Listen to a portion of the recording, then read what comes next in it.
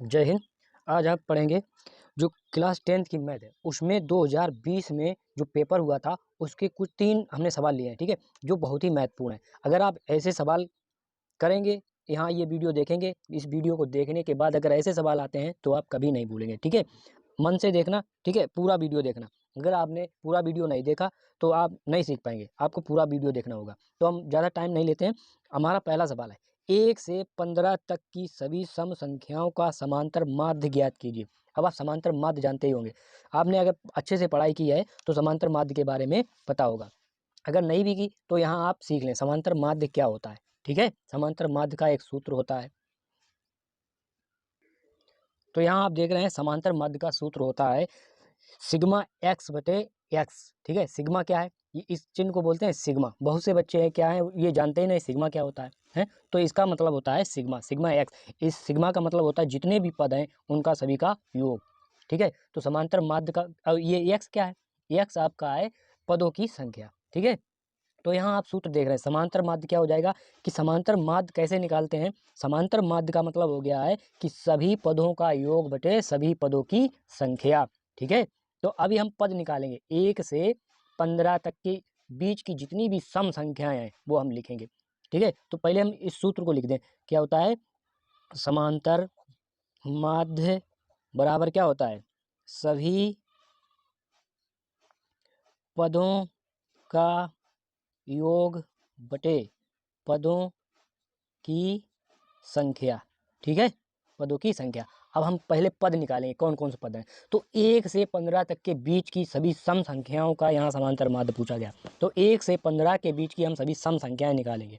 1 से 15 के बीच जितनी भी सम संख्याएं हैं, ठीक है। तो 1 से 15 के बीच में संख्याएं क्या कौन कौन सी हैं। पहले 1 2 3 4 5 6 7 8 9 10 11 और 12 13 और 14, ठीक है। ये सभी 15 के बीच की संख्याएं हैं। अब इसमें हम देखेंगे कि हमारी सम संख्याएं कौन सी हैं। सम संख्याओं के बारे में आप जानते ही हैं, सम संख्याएं वे संख्याएं होती हैं जो 2 से पूरी पूरी विभाजित हो जाए, ठीक है। तो यहाँ सम संख्या क्या है, एक 2 है, दूसरी 4 है, तीसरी 6 है, चौथी 8 है, पाँचवीं 10 है, छठी 11 छठी क्या है 12, ठीक है, सातवीं है 14, ठीक है। ये सभी सम संख्याएं 1 से 15 के बीच की सभी संख्याएं हैं। कौन कौन सी हैं, 2 4 6 8 10 12 14, ठीक है। अब क्या है, संख्याएं कितनी हैं, इसे हम पद भी बोल सकते हैं, ठीक है। कितने पद हो गए हमारे, 1 2 3 4 5 6 7, पदों की संख्या कितनी आ गई, पदों की संख्या क्या हो गई, x बराबर 7, ठीक। अब पदों का योग निकालेंगे, ठीक है। पदों का योग का मतलब क्या हुआ, इन सभी संख्याओं को हम जोड़ेंगे। क्या है, 2 यहाँ पहले लिखेंगे पदों का योग, ठीक है। पदों का योग बराबर 2 + 4 + 6 + 8 + 10 + 12 + 14, ठीक है। कितना हो जाता है, 2 4 6, 6 और 6 12, 12 8 20, 20 और 10 कितने हो जाएंगे 30, ठीक है। 30 और 12 हो गए आपके 42, कितने हो गए 42, 42 में 14 जोड़ेंगे कितने हो जाएंगे आपके 56, कितने हो गए 56, ठीक। ये आगे योग आ गया आपका 56। अब आप क्या करेंगे, आप समांतर सूत्र समांतर माध्य निकालना है तो क्या करेंगे, समांतर माध्य का सूत्र लिखेंगे। यहाँ क्या था, समांतर माध्य बराबर पदों का योग बटे पदों की संख्या, ठीक है। पदों का योग कितना आया 56, ठीक है। पदों की संख्या थी 7, ठीक है। तो अब क्या करेंगे, इससे भाग दे देंगे, 7 × 7 7 × 56, क्या आया 8। तो समांतर माध्य क्या हो गया, समांतर माध्य आ गया आपका 8, ठीक है। तो आप इस सवाल को लगाना सीख गए हैं। ऐसे जितने भी सवाल हों, ठीक है, उन्हें आप अपनी आज बुक देखिए, उसमें से सभी सवाल लगाइए, कम से कम 10 सवाल लगाइए, आप सीख जाएंगे, ठीक है। बहुत ही सरल सवाल आते हैं, ये सवाल सिर्फ 1 नंबर का था 2020 के पेपर में। ये पहला सवाल हमने लिया था, ये 1 नंबर का सवाल है, इसमें इतना सारा करना पड़ता है। पहले आपको पदों की संख्या निकालनी होगी, पदों का योग निकालना होगा, और समांतर माध्य का सूत्र होता है ये सिग्मा x बटे x, ठीक है। सिग्मा, इसे सिग्मा बोलते हैं, ठीक है। तो उम्मीद करता हूँ आप इस सवाल को बनाना सीख गए हैं। अब दूसरे सवाल पर चलते हैं। यहाँ दूसरा सवाल है, यदि साइन a बराबर 4/5 है तो tan a का मान क्या होगा, ठीक है। ये बहुत अच्छा सवाल है, त्रिकोणमिति से लिया गया है। यहाँ साइन ए का मान दे दिया गया है और टेन ए का मान पूछा गया है। तो इसमें हम पहले क्या करेंगे, एक त्रिभुज बनाएंगे, समकोण त्रिभुज। ठीक है, ये जितने भी मान होते हैं साइन कॉस थीटा, जितने भी होते हैं sine cos sec cot tan, तो ये समकोण त्रिभुज पर ही आधारित होते हैं। तो यहाँ हमने त्रिभुज बना लिया है, एक समकोण त्रिभुज। ठीक है, समकोण त्रिभुज में क्या होता है, एक कोण जो होता है आपका 90 अंश का होता है। ठीक है, अब ये आपका थीटा हो गया।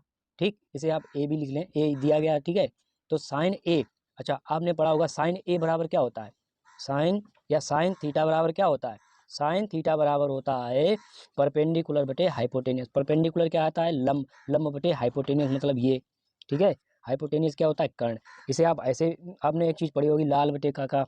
ठीक है, लाल बटे कक्का है। लाल क्या हो गया, एल क्या हो गया, लंब हो गया। ठीक है, ए क्या हो गया, आधार हो गया है, फिर ये तो लंब हो ही गया एल, के क्या हो गया, कर्ण हो गया। ठीक है, या फिर आप इसे एक तरीका और है, यहाँ क्या होता है, हिंदुस्तान नहीं पाकिस्तान भूखा प्यासा, और इसके बटे में हो जाएगा हिंदुस्तान हरा भरा। ठीक है, पी से होता है परपेंडिकुलर, क्या होता है, परपेंडिकुलर, परपेंडिकुलर। ठीक, बी से होता है बेस, एच से होता है हाइपोटेनियस, हाइपोटेनियस। ठीक है, ये आप सीख गए हैं। तो यहाँ से आप निकालेंगे, ये होता है साइन। ठीक है, साइन, फिर यहाँ लगेगा कॉस, यहाँ लगेगा टेन। ठीक है, तो साइन थीटा बराबर क्या होता है, लाल बटे का एल बटे के, मतलब एल क्या हो गया, लंब, ये हो गया लंब। ठीक है, यहाँ हो गया कर्ण, ये हो गया आपका आधार। एक चीज देखिए, यहाँ जो कोण लिया जाए, ठीक है, उसे हम आधार ये मानेंगे। ठीक है, ये आधार हो गया। तो यहाँ लिया गया है साइन ए, थीटा क्या माना गया है, साइन ए। ठीक है, तो इसे हम क्या लिखेंगे, और साइन ए बराबर दिया गया है 4/5 है, 4/5। तो यहाँ से हमें क्या मिलता है कि साइन ए बराबर होता है लंब बटे आधार। क्या होता है, लंब बटे आधार।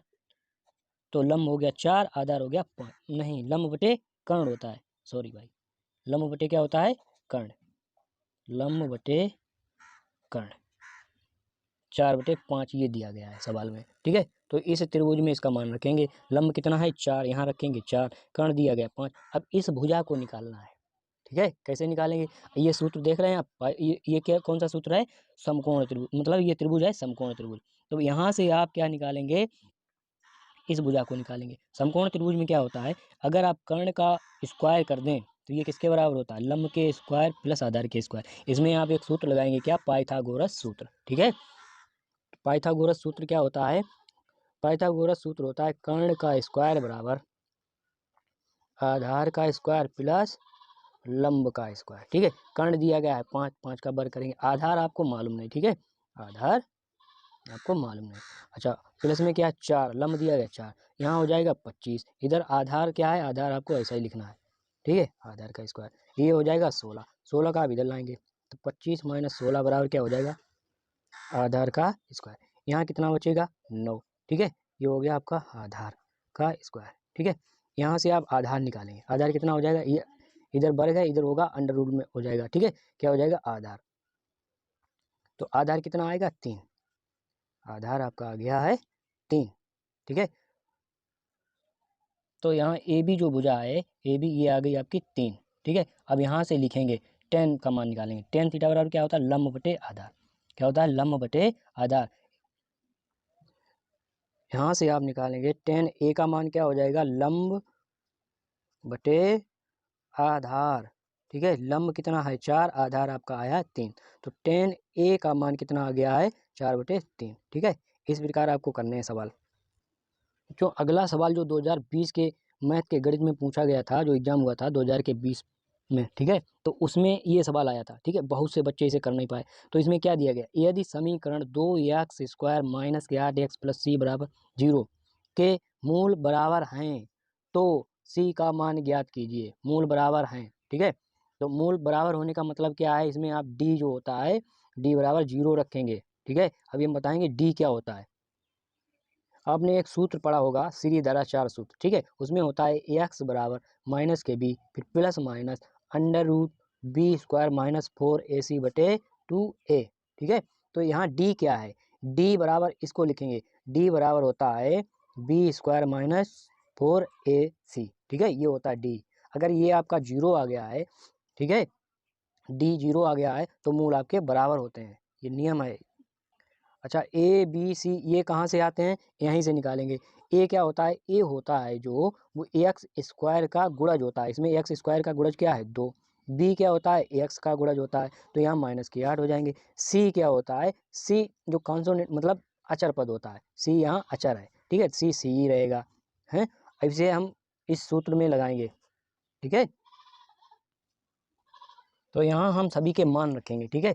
यहाँ हमने मान क्या निकाले थे, बी का मान निकाला था -8, ठीक है, इसका स्क्वायर हो जाएगा, फिर -4 ये लिखेंगे, ए बराबर 2, सी का मान यही रहेगा, ठीक है। तो 8 का जब वर्ग -8 का वर्ग करेंगे क्या हो जाएगा, ये हो जाएगा +64, इसका गुणा करेंगे इसमें, ये क्या हो जाएगा -8 फिर गुणे सी, ठीक है। अब आपको कहा गया है कि जब मूल बराबर हो, मूल बराबर होने से तात्पर्य है कि डी का मान आपका क्या होना चाहिए 0, तो यहाँ आप 0 रखेंगे, यहाँ लिख लें जब यहाँ कि मूल बराबर हैं, इसलिए